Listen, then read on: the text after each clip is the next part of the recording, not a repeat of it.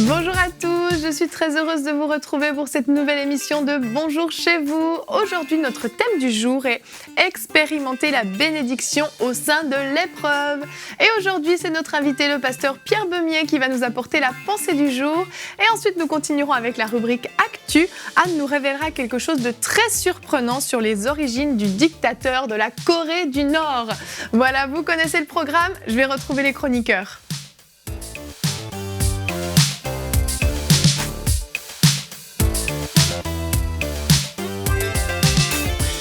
Bonjour à tous. Bonjour Evelyne. Bonjour Evelyne. Vous allez bien ? Oui. Vous êtes Très encore avec nous, nos invités. On est très contents encore de vous avoir sur notre plateau. Je rappelle que vous êtes les fondateurs du ministère Apollos. Et puis, vous étiez là il y a 2 jours. Vous êtes là aujourd'hui. Vous serez encore avec nous demain dans l'émission Bonjour chez vous. Donc, merci à vous d'être avec nous. Aujourd'hui, on va parler donc de l'adversité, de l'épreuve. Oui, on peut être béni même dans ces temps difficiles. Il y a de l'espoir. Hein. C'est toujours le message qu'on veut communiquer. Et puis, on va voir comment on peut gérer justement cette adversité quand on y est. Donc on va commencer tout de suite avec la pensée du jour. Donc pasteur Pierre, le titre de votre pensée c'est « L'adversité n'arrête pas la bénédiction ». Absolument. Souvent, lorsque une situation difficile arrive, on se dit « Oh, qu'est-ce qui m'est tombé dessus encore ? Quelle tuile m'est tombée sur la tête ? Comment je vais résoudre ça ?» Et je vais prendre un texte dans l'Ancien Testament, c'est l'histoire d'Isaac. Et Isaac est dans une région où il y a la famine. Et ça, s'il y a bien une adversité, c'est se trouver dans la famine lorsqu'il manque de tout. Et ici, il se trouve dans cette famine. Et puis, là, au lieu de manger la semence qu'il a, il va la semer, il va labourer la terre, il va semer cette semence. Et la Bible nous dit que Isaac sema dans le pays et il recueillit cette année-là le centuple, car l'Éternel le bénit. Ça, c'est une phrase importante, car l'Éternel le bénit. Isaac va s'appuyer sur ce qu'il connaît de la parole de Dieu. Et lorsque nous sommes dans la difficulté, nous devons nous appuyer sur les promesses de la parole de Dieu et nous devons les réclamer, les proclamer, les croire et les vivre, les recevoir dans notre vie. Son père, Abraham, avait été béni et Dieu avait dit ceci à Abraham, on trouve ça dans Genèse 22, « Je te bénirai et je multiplierai ta postérité comme les étoiles du ciel et comme le sable qui est sur le bord de la mer. Et ta postérité possédera la porte de ses ennemis. Toutes les nations de la terre seront bénies en ta postérité parce que tu obéis à ma voix. » Alors, il croyait cette parole. Il a été élevé dans cet environnement où la foi était d'abord mise en exergue, était mise en évidence, et il pouvait comme cela se baser sur ce que Dieu avait promis. Et nous devons apprendre dans l'adversité à d'abord, non pas regarder l'adversité, mais regarder vers Dieu, vers ses promesses, vers ce qu'il nous a donné de vivre, les promesses qu'il nous a données, la parole qui nous confirme ces choses. Alors, j'ai fait des règles, et une des premières règles, c'est dans l'adversité, nous souvenir de la parole de Dieu et de ses promesses. Ça, c'est une règle sur laquelle on va bâtir notre défense face à l'adversité, si je peux m'exprimer de cette façon-là. Alors, Isaac va devenir très riche. La Bible nous dit qu'il est devenu très riche à cause de cette récolte. Et il va troquer sa récolte contre des brebis, des boucs, etc., des animaux qu'il va élever et il va bien sûr les reproduire. Et c'est ça qui va se passer dans sa vie. Le peu qu'il a, il va le faire fructifier. Cet homme devint riche et il alla en s'enrichissant de plus en plus, jusqu'à ce qu'il devint fort riche. Il n'est pas seulement riche, il est fort riche. Au début, il est dans la famine, dans l'adversité, mais il va construire quelque chose à travers cette adversité. Et le Seigneur la Bible nous dit, il avait des troupeaux de menu bétail, des troupeaux de gros bétail et un grand nombre de serviteurs. Dans le succès, règle numéro 2, comme dans l'adversité, bien gérer le peu que nous avons à notre disposition pour le faire fructifier. On ne gaspille pas le temps, on ne gaspille pas ce que nous avons, on essaye de le faire fructifier. On va demander au Seigneur comment faire pour que ça devienne de mieux en mieux. On va s'appuyer sur les promesses et on va construire cela. Alors, étant devenu riche avec de nombreux troupeaux, Isaac va devoir chercher des puits pour abreuver son troupeau. Et il va marcher sur les traces de son père, Abraham. Il va creuser les mêmes puits que son père avait creusés. Et là, l'adversité va venir. Parce qu'on va s'opposer à lui et on va reboucher les puits qu'il est en train de creuser. On va les disputer. L'adversité va devenir de plus en plus forte. Et Abraham va commencer à bouger. Isaac va commencer à bouger. Il va commencer à aller plus loin. Il doit se déplacer dans le territoire. L'adversité nous pousse à nous déplacer. L'adversité nous pousse à rentrer dans notre destinée. L'adversité, si on écoute bien le Seigneur, va nous faire aller beaucoup plus loin qu'on n'a jamais pensé. Et on va dépasser nos frontières. Et c'est pour ça que dans l'adversité, il y a une bénédiction. Regardons ce qui se passe dans nos vies. Allons là où Dieu nous appelle, même si c'est difficile à certains moments, il y a une leçon à retirer. Et on va marcher dans cette direction-là. Et parce que dans l'histoire de notre ami Isaac, la Bible nous dit que les Philistins ont porté envie à lui parce qu'il était trop riche. Et il était devenu supérieur à eux tous. Donc ils ont voulu le chasser. Mais en bougeant, il est en train de se rendre compte que Dieu est en train de le conduire dans le pays de la promesse, Amen. Dans le pays de la bénédiction, là où Dieu va pourvoir à sa vie. Et je veux dire aux auditeurs, auditrices qui sont à notre écoute aujourd'hui, de croire que Dieu a le meilleur pour eux. Il veut les amener là où la bénédiction va commencer et ne va plus jamais s'arrêter. Alors mettez votre foi en Dieu, croyez en lui, quelle que soit votre adversité, proclamez sa puissance et vous verrez toute la différence. Que Dieu vous bénisse. Amen. Alléluia. Amen. Oui, gloire à Dieu, vraiment, c'est extraordinaire. Parce que oui, des épreuves, on en a et on en aura encore. C'est une garantie. Malheureusement, c'est comme ça, tant qu'on sera sur cette terre, l'adversité, l'épreuve viendra. Mais on a cette promesse que Dieu est avec nous, qu'il est fidèle et que peu importe dans quoi on est, il est avec nous, il va nous aider, il va nous sortir de là, il a un plan pour nous faire sortir de là. Et c'est extraordinaire. Et j'aime ce que vous dites, comme on voit que tout ce mal en fait qui lui arrive, que ce soit la famine, que ce soit les ennemis qui l'attaquent, Dieu le tourne en bien. Et là où il aurait dû mourir de faim, Dieu le bénit et il se retrouve avec des richesses abondantes, de la nourriture en abondance, au point où les gens l'envient. Là où il aurait dû normalement ne pas avoir assez d'eau pour nourrir son bétail, Dieu le fait déplacer et il fait encore accroître la bénédiction dans sa vie. Et c'est extraordinaire de voir qu'on peut, on peut être béni dans l'adversité. Oui, ce que j'aime avec cette histoire d'Isaac, on voit qu'au sein de l'épreuve, il traverse des défis, mais il ne va jamais remettre en question Dieu ni les promesses de Dieu. C'est-à-dire, et là on comprend que même quand on est au sein de l'épreuve, ça ne signifie pas que Dieu n'est pas avec nous, parce que Dieu le bénissait et Dieu était avec lui, et pourtant ces épreuves ont duré longtemps. Joseph, c'était pareil, l'épreuve a duré très longtemps, mais Joseph n'a pas remis en question le fait que Dieu était avec lui. Pareil pour David, avec les épreuves qu'il a eues.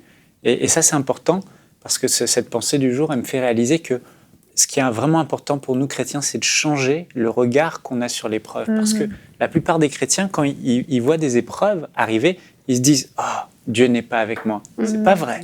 C'est pas vrai. Dieu n'a jamais promis, comme tu l'as dit, qu'on n'aurait pas d'épreuves.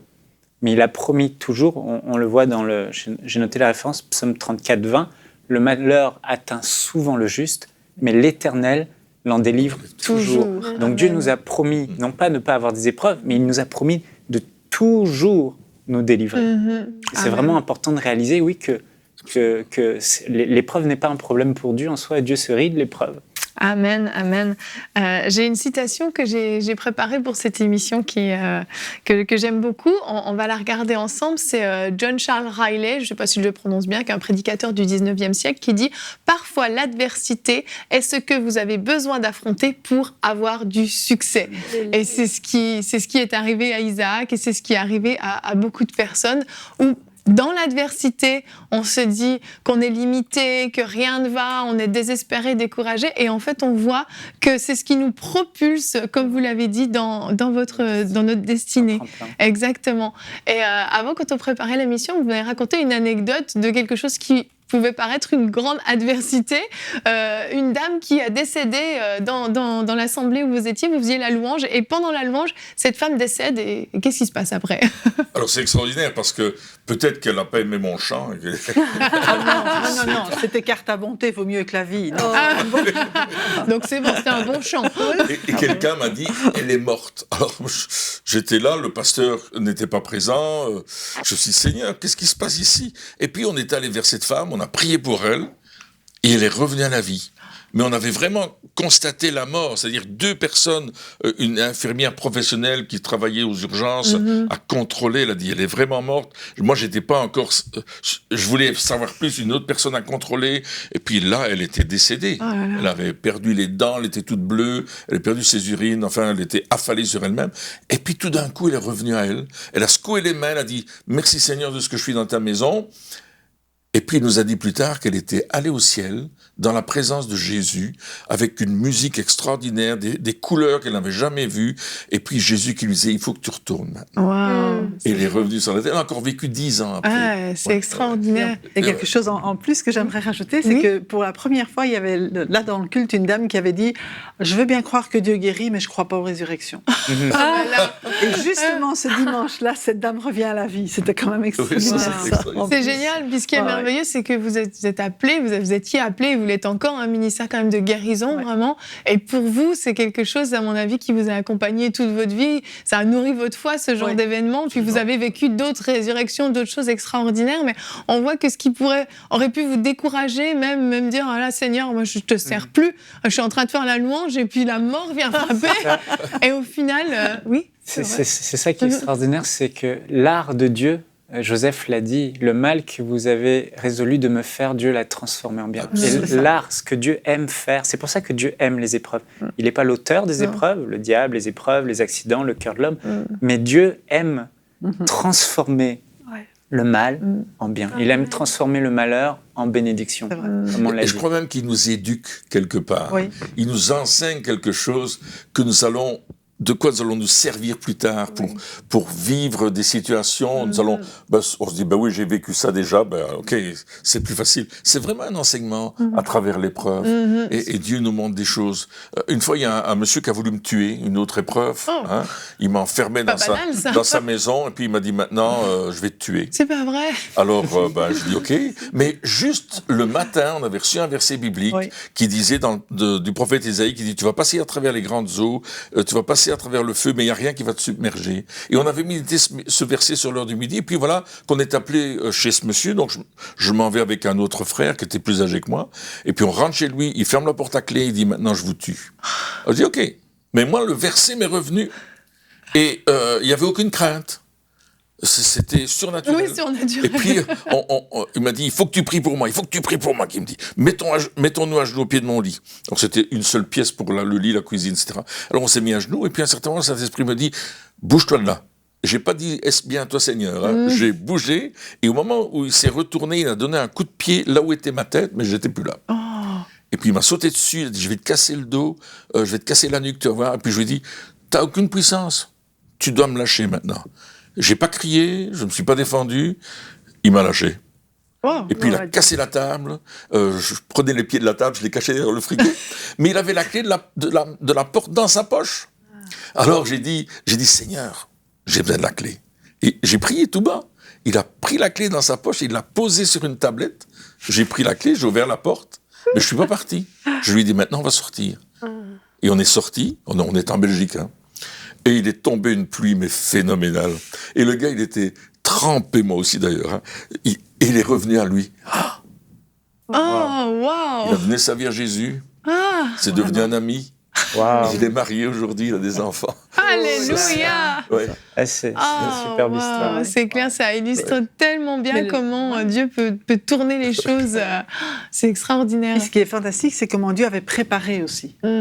Avec ce verset le matin. Préparé avec le verset du matin à vivre cette épreuve et à pouvoir la surmonter. Et vraiment, comment le Saint-Esprit a agi à ce moment-là. C'est ça, Dieu nous équipe pour qu'on puisse gérer ces épreuves qui vont nous frapper, que ce soit pas elles qui vont nous dominer, qui vont diriger notre vie, mais nous, on va les gérer. L'épreuve va arriver, mais on va être capable de la gérer. C'est là le point clé, parce que l'épreuve peut être un allié pour nous, pour, comme on l'a dit, nous perfectionner, nous faire grandir ou nous introduire notre destinée, mais l'épreuve peut aussi nous détruire. Et Jacques a dit de se réjouir à la vue des épreuves, parce que lui, il savait que, quoi qu'il en soit, Dieu va transformer le mal en bien, quoi qu'il en soit, Dieu va le sauver, quoi qu'il en soit, il aura la victoire. Mais lui, il était dans la foi. Et là, la clé, elle est importante, c'est que qu'est-ce qui fait que l'épreuve va être bénéfique pour nous, ou qu'est-ce qui fait que l'épreuve va nous détruire? C'est la foi. La foi. Dans l'épreuve, comme Isaac a fait confiance en Dieu dans l'épreuve, Pasteur Baumier a fait confiance en Dieu. Et ceux qui font confiance à Dieu, eux, dans l'épreuve, ils peuvent avoir l'assurance que tout va bien se terminer et qu'il y aura un mieux après. Mais ceux qui, comme Israël, dans l'épreuve, doutent et sont incrédules, vont errer dans le désert pendant 40 ans et vont périr. Parce que Dieu a besoin de notre foi. Donc l'épreuve, c'est génial quand on a la foi, mais justement, il faut croire et s'appuyer sur les promesses de Dieu. C'est là la clé. Sinon, l'épreuve nous achève. Si on doute, on ferme la porte à Dieu. Exactement. On ne peut pas intervenir. Exactement. Mais l'épreuve bâtit notre foi aussi. Oui. Donc, d'épreuve en épreuve, on se souvient de ce que Dieu a fait dans l'épreuve précédente, et puis ça nous permet aussi de dire, OK, mais Dieu est fidèle et il va continuer à agir. Exactement. On va regarder notre sondage du jour. Nous avons demandé aux téléspectateurs, selon vous, peut-on être béni dans l'épreuve? Vous êtes 99% à dire oui. Donc, je dis Alléluia pour ces 99%. Gérer. Ils ont de l'expérience. Non, mais croire qu'on peut être béni, c'est vrai, on le croit, mais il faut l'expérimenter. Donc, avec cette foi que vous avez de croire que Dieu peut vous bénir dans l'épreuve, vous pouvez affronter ces épreuves qui arrivent. Et si vous n'êtes pas encore convaincu, j'ai une arme secrète. Notre verset du jour, aujourd'hui, notre verset du jour qui est dans Genèse 49, 25. Oui, le Dieu de ton père viendra à ton secours, le Tout-Puissant te bénira. Amen. Chérissez cette parole sur votre cœur, placardez-la chez vous si vous êtes dans une épreuve. Ça peut durer très longtemps, parfois une épreuve. Placardez ça chez vous, lisez-la, mettez votre foi en action. Dieu agira, il viendra à votre secours et il vous bénira. Alléluia. Amen. Nous allons continuer avec la rubrique Actu.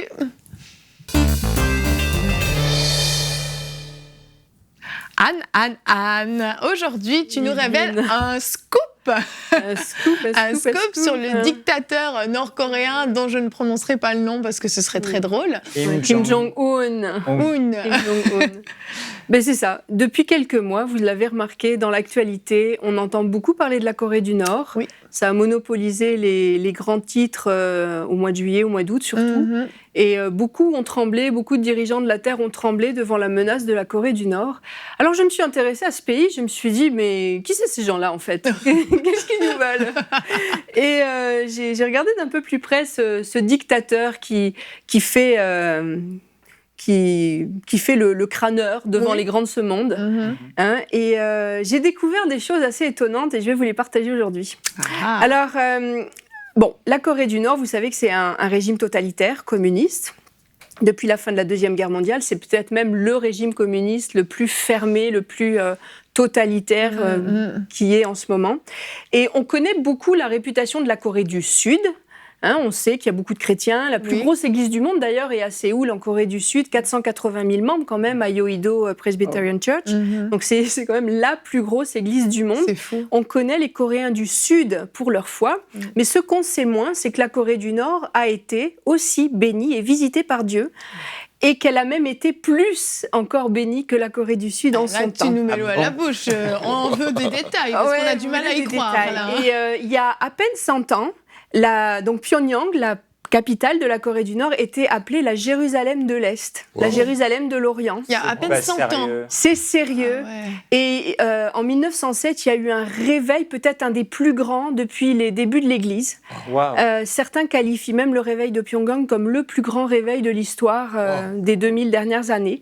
Et les missionnaires de partout dans le monde se sont mis à affluer à Pyongyang pour y faire du ministère. Mais que s'est-il passé? Et ce réveil de 1907 a continué à porter du fruit pendant 40 ans. Et pendant 40 ans, les églises se sont développées, les hôpitaux chrétiens, les écoles chrétiennes, énormément de gens. Et même dans les 3 ans qui ont suivi ce réveil de 1907, 60 000 personnes, rien que dans l'église presbytérienne, étaient converties. Donc c'était énorme et ça s'est progressivement répandu à toute la péninsule de Corée en partant de Pyongyang. Incroyable. Et la Deuxième Guerre mondiale a mis un coup d'arrêt très net et c'était terminé pour le réveil.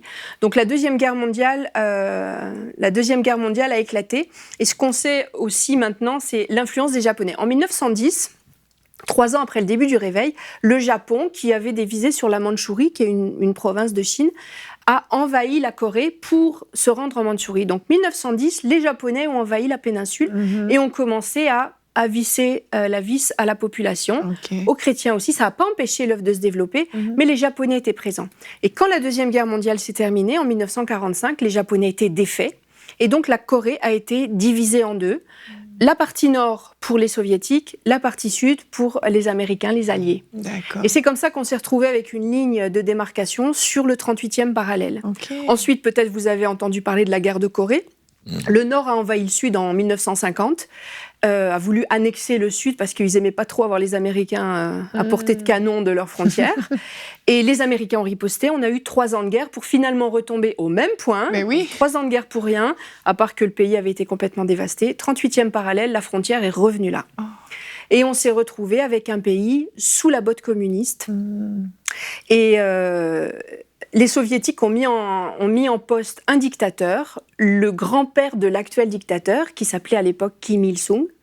Et c'est de ce dictateur-là que je voulais vous parler ce matin. On peut peut-être voir le visuel, on va voir les 3 générations. Donc à droite, vous avez l'actuel dictateur, Kim Jong-un. Juste au milieu, vous avez son père, Kim Jong-il. Et à gauche, Kim Il-sung, le grand-père. Et ce grand-père, c'est une personnalité très intéressante et particulièrement pour nous, aujourd'hui. Parce que pendant le réveil de 1907, la famille Kim a été profondément impactée par la connaissance de Christ. Ils ont rencontré Christ, ils se sont convertis, ils ont été baptisés du Saint-Esprit. Le grand-père de... Donc là, vous avez la photo. On a des frissons. Le papa du dictateur fondateur, donc Kim Il-sung. Le papa qui s'appelait Kim Yong-jik et la maman qui s'appelait Kim Jong-suk, qui sont les parents donc, de Kim Jong-il, qui est à gauche bébé, étaient des chrétiens. Et la maman en particulier, c'était une femme de Dieu remplie de l'Esprit, qui enseignait des groupes maison, qui était une femme de Dieu remarquable. Et ce petit bonhomme a été élevé dans l'église avec un grand-père pasteur et un papa ancien dans l'église. Incroyable. Et ces biographes non officiels, parce que tous ceux qui sont officiels enjolivent son histoire, mais les historiens qui ont fait des recherches sur Kim Jong-il savent que jusqu'à l'âge de 14 ans, il était très doué en musique et il jouait de l'orgue à l'église à toutes les réunions. Donc là, on voit sa maman, Kim Jong-suk, au milieu, avec le petit Kim Jong-il, entouré de sœurs coréennes et de missionnaires anglaises. Donc c'est une famille, il a baigné ce petit bonhomme-là dans une atmosphère de foi, d'une atmosphère spirituelle, avec des parents qui vivaient au quotidien la foi chrétienne. Alors on se dit, mais qu'est-ce qui s'est passé ? Vraiment, on veut savoir, là. Moi, en lisant ça, je me disais, mais non, mais c'est pas possible. Là, on voit un visuel, donc c'est le réveil en 1907. Les églises étaient pleines, les gens se convertissaient de partout, confessaient leurs péchés, se repentaient, confessaient les péchés les uns aux autres. Les missionnaires, même à ce moment-là, mais ça, je vous le raconterai plus en détail la semaine prochaine, aussi confessaient leurs péchés. Ça a été un réveil formidable. Et cette famille Kim, c'est à ce moment-là qu'elle s'est donnée à Christ.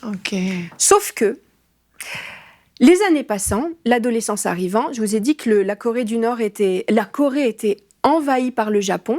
La persécution a commencé à monter et c'était très sévère dans certaines régions de Corée. La famille Kim a dû s'en aller en Chine a dû fuir avec une partie de leur église. Donc, ils se sont réfugiés de l'autre côté de la frontière chinoise avec le grand-père, les anciens de l'église, plusieurs familles chrétiennes. Et le papa de Kim Jong-il, qui était un homme courageux, militait contre les Japonais et faisait des allers-retours vers la Corée. Vers le côté coréen de la frontière. Et à un moment donné, les soldats japonais l'ont enlevé, l'ont mis en prison. L'église s'est mise à prier jour et nuit, jeûner pour son retour. Il n'est jamais revenu. Il a été torturé par les Japonais et tué en prison. Et le petit garçon de 14 ans en a conçu une amertume, une révolte contre Dieu. Il a été écœuré de l'église, de Dieu, de tout. Il a tout envoyé balader.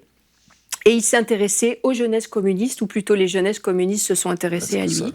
Et à 17 ans, il s'est retrouvé embarqué dans le communisme. À 19 ans, il est devenu un militant très, très acharné. C'est terrible. Ce qui fait que quand les Soviétiques ont cherché un dirigeant pour la Corée du Nord, après la Deuxième Guerre mondiale, ils ont trouvé ce jeune homme qui était vaillant pour le communisme et ils ont mis en place Kim Il-sung comme dirigeant de la Corée du Nord. Ah là là, c'est dingue c'est, tout ça. Ouais, c'est fou. Hein. Alors, de la Jérusalem de l'Est, qui était si glorieuse de la gloire de Dieu, elle s'est éteinte en 1948. Et là a commencé vraiment une période de ténèbres profondes qu'on connaît encore maintenant. Oui. Parce que non seulement c'est devenu un pays communiste, mais Kim Il-sung et ses descendants sont devenus les pires persécuteurs de l'Église.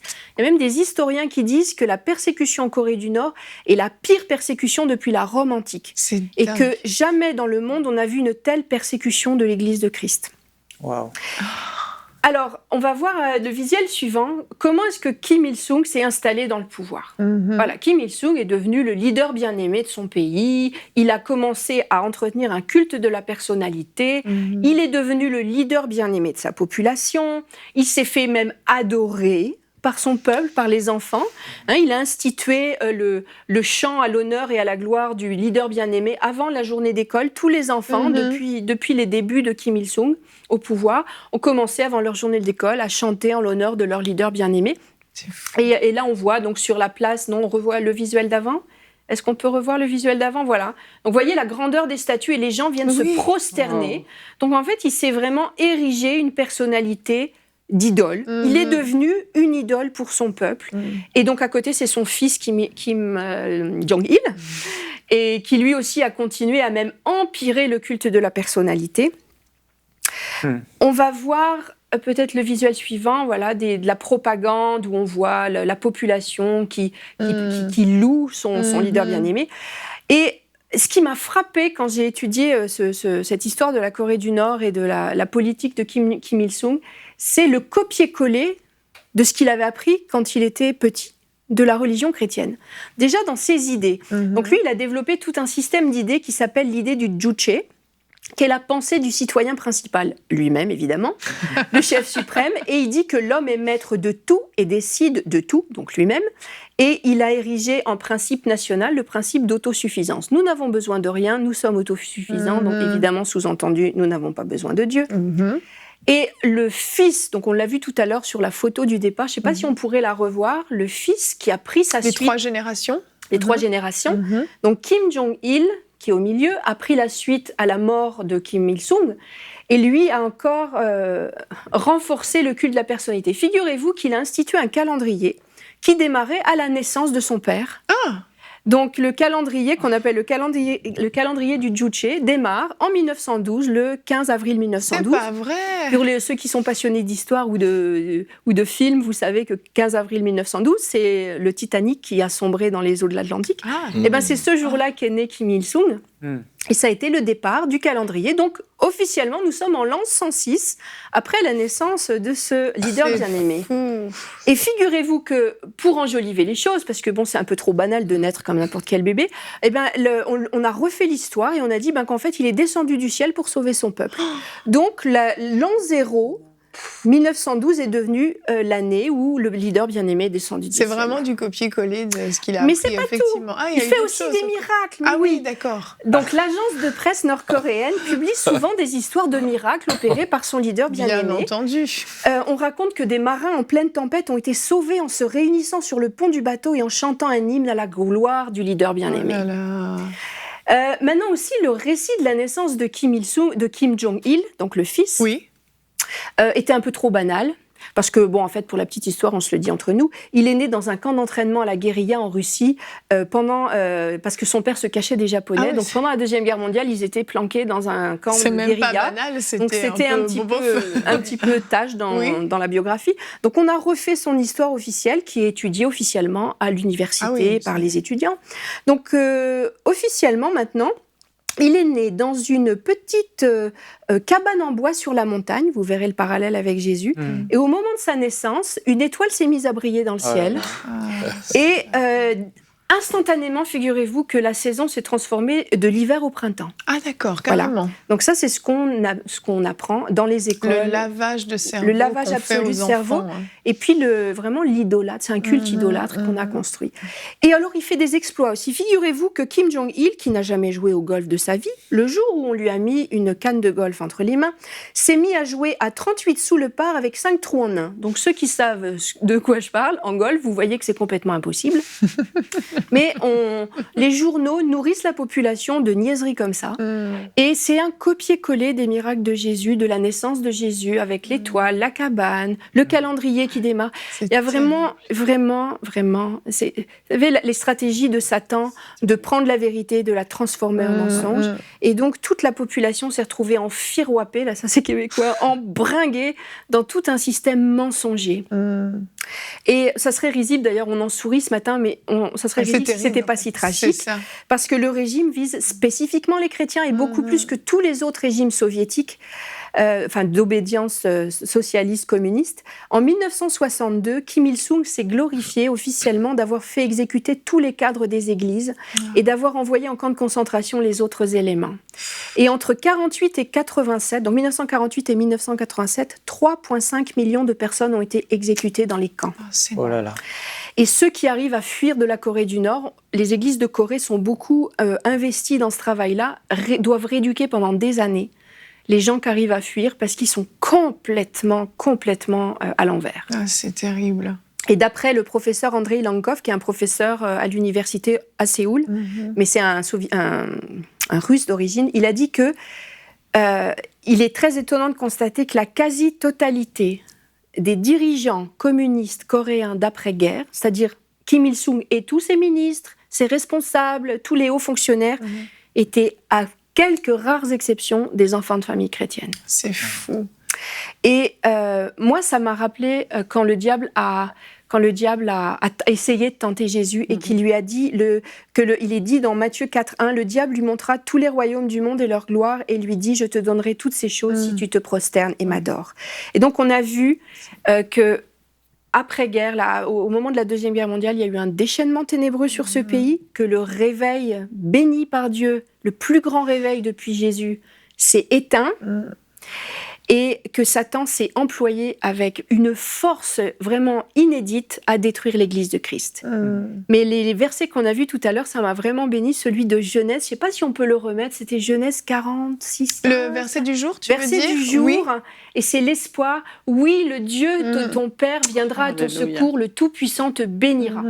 Et je veux dire amen et amen et amen à ça, parce que ce que Dieu a semé, est toujours là. L'Église souterraine en Corée est toujours vivante et je vous le raconterai la semaine prochaine. Oui, la semaine prochaine, je vais vous donner tous les détails de la vie chrétienne en Corée du Nord depuis le réveil et vous verrez que ce que Christ a semé est toujours là et que la Corée, Dieu a un plan pour elle et je suis convaincue que le temps vient où ces idoles tomberont et où la gloire de Dieu resplendira sur ce pays à nouveau. Amen. Merci Anne, un gros travail de recherche et tu nous lances des informations dont on ignorait même la possibilité, c'est juste extraordinaire. Franchement, vous connaissiez... Non. C'est grandiose, non, jamais entendu. C'est ça, c'est fou. Et c'est un exemple typique de ce dont on a parlé au début d'émission, une adversité qui tombe dessus, ce qui lui est arrivé à ce jeune garçon de 14 ans. C'est tragique, son son père qui se fait enlever, qui se fait torturer, qu'il ne retrouve jamais. Et la gestion de l'adversité à ce moment-là, elle est mal gérée. Il a endurci son cœur, il s'est rebellé contre Dieu, il s'est mis en colère contre Dieu, et ça a amené tout ce qui s'est passé ensuite. C'est juste tragique, vraiment tragique. Merci Anne de nous révéler des choses comme ça, dont on ignore complètement l'existence. Si ça peut vous motiver à la prière, sachez que Dieu a déjà semé là. Oui. Et si vous priez pour la Corée du Nord n'est pas la méchante bête à écraser de son talon, mais il faut prier pour la Corée du Nord. Oui, amen. Moi, quand je t'écoute, j'ai compassion. J'allais même proposer qu'on puisse prier pour eux avant de finir l'émission. Ok, vas-y.